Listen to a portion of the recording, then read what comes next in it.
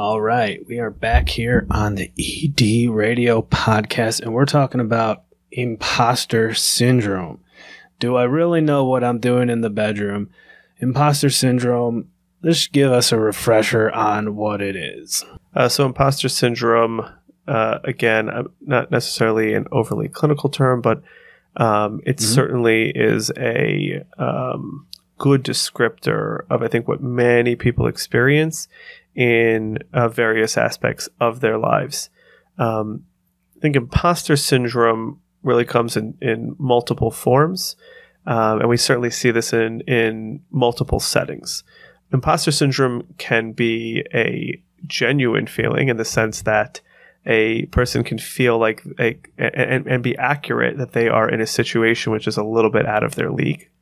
But generally, we wouldn't call that imposter syndrome. It really is just an imposter.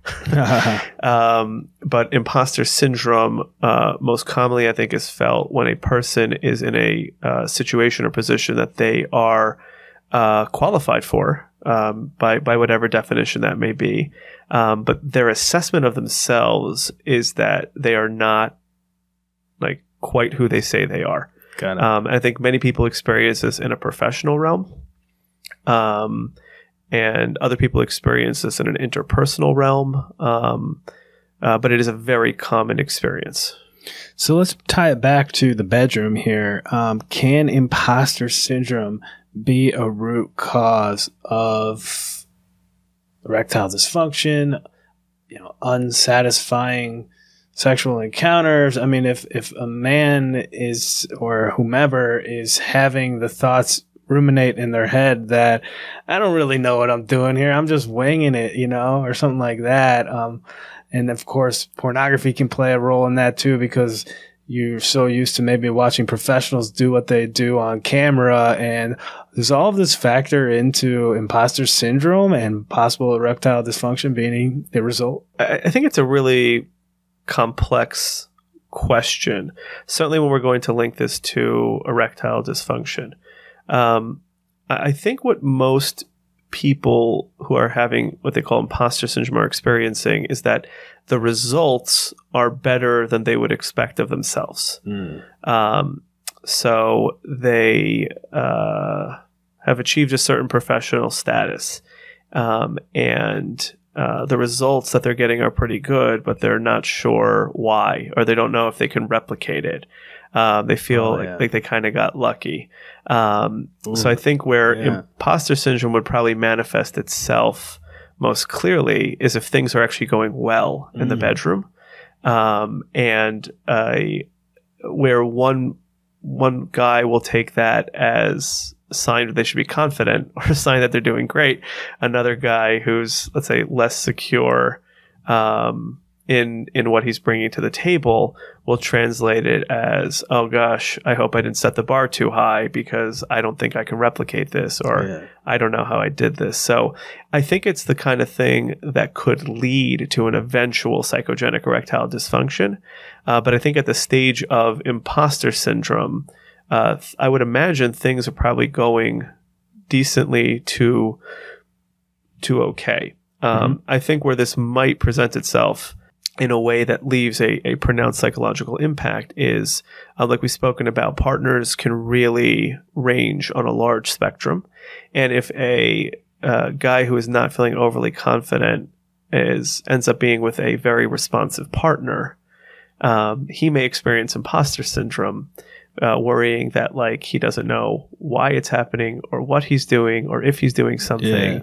And will he ever be able to repeat or replicate this? That makes sense. So do you see a lot of men come into your office as a certified sex therapist dealing with this issue? I really don't. Because, again, most of the men that I see, things are not going very well. Yeah. I think it does come up from time to time. I think there are some men that, again, I don't think I necessarily think on the terms of imposter syndrome as much as I probably would categorize that as a self-confidence issue, which I think one could just make that argument that it really is very similar, if not the same. I think over the years I've seen a number of men who their assessment of self, which is actually objectively going fine, is not quite so accurate, and they believe that the times that things are going well is because they got lucky and it's inexplicable, and the times that things are not going well is because that's really who they are. And I think that probably connects with and aligns with imposter syndrome. How do you grow out of imposter syndrome? Does it ever go away? That's an interesting question. And again, I think it's really going to depend person to person. Mm-hmm. I think that, as you probably imagine, there are people that have gotten to, I go back to career because I think it's where it's the most common expression of imposter syndrome. I think there are people that have gotten to advanced stages in their career.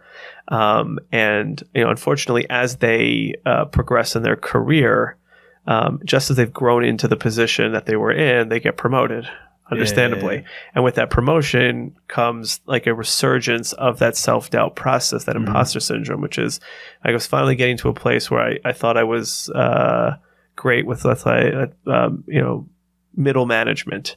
And now I'm being promoted to the next tier. I'm not good enough for that. And then as they are working through imposter syndrome there and just getting comfortable, they climb the ladder further. Yep. So I think there are some people that will continue to experience this like activation of imposter syndrome, while I think other people will kind of find a place where they are comfortable. I will, I guess, be a little bit vulnerable here on this episode, and I will just make mention that as a therapist, the first time you sit with somebody, you got a lot of information, and it sounds really good, and you've practiced your skills on other people who are not actually experiencing the problem that they're presenting. You're doing role play and these types of things. There is an element, I think, of imposter syndrome that many people feel just at the beginning of anything that they're doing. I know that I felt that a little bit, at the beginning of my career, certainly as a graduate student. And I think that's normal and natural. And I do think that many people do grow out of it. I will say, when we're kind of bringing all that back around to the sexual realm, the men who are going to experience imposter syndrome are the ones who happen to have experiences that go relatively flawless, so to speak. And that's rare. Yeah. So most men, I would say, don't have the luxury of being able to experience imposter syndrome because the nerves around those initial experiences, whether it's with erection issues, or more commonly, I think in younger men, is premature ejaculation when they're starting to get their sexual selves established, would preclude imposter syndrome because they actually are showing up in ways that they expect. And how does the role of media and pornography impact sexual imposter syndrome? We talked about it a little bit in the beginning of this podcast, but does it play a role? So I think it plays a role to those people who are susceptible to imposter syndrome. So again, there's a number of overlapping concepts here. So we were mentioning before, imposter syndrome probably has to do with self-confidence, which I think a lot of times a way to look at that is the gap between what your expectations of yourself are and what your current stance or status is in life. And I think pornography can help drive that gap even further. So I think that there probably is a role that pornography can play, certainly for people who, like we've mentioned on this podcast before, if people view pornography as a source of information, and they don't view it as a source of entertainment, it certainly can help to drive up expectations. I also want to just make mention, and again, this is probably a larger topic, as much as people can try to view it as entertainment, it's hard to not internalize some of what you consume and let that impact the way that you think. It's very, very challenging. So I want to acknowledge that. It's not as simple as, well, I just know it's a pure form of entertainment. I think many people have insecurities. Many people do experience some form of imposter syndrome, some gaps in self-confidence, and some of the things that they view or hear about or read about or even see, not even necessarily in pornography, even in regular television and media, I think that can drive some of that imposter syndrome and some of that gap in self-confidence. I think an important takeaway for our listeners on today's episode, and I'll let you verify this or shut it down, but I was thinking imposter syndrome is normal and natural. So if you're dealing with it in really any aspect of life, it's almost a part of the human experience, and just being aware that it's something that we're all dealing with might be helpful. I would tend to agree with that. I think when people don't feel imposter syndrome, that can also be an indicator of, I think you're a little bit too comfortable. Yeah. Because you really, to a certain extent, don't know what you're doing, but you have a title. So I would tend to agree with that I think imposter syndrome, certainly at certain stages of life is normal, and it's to be expected, because you are oftentimes thrown into things in life that only life experience can prepare you for. So the first time you're doing things, it makes sense to feel a certain element of imposter syndrome. I think it's a matter of grappling with that reality much more than it is trying to eliminate it.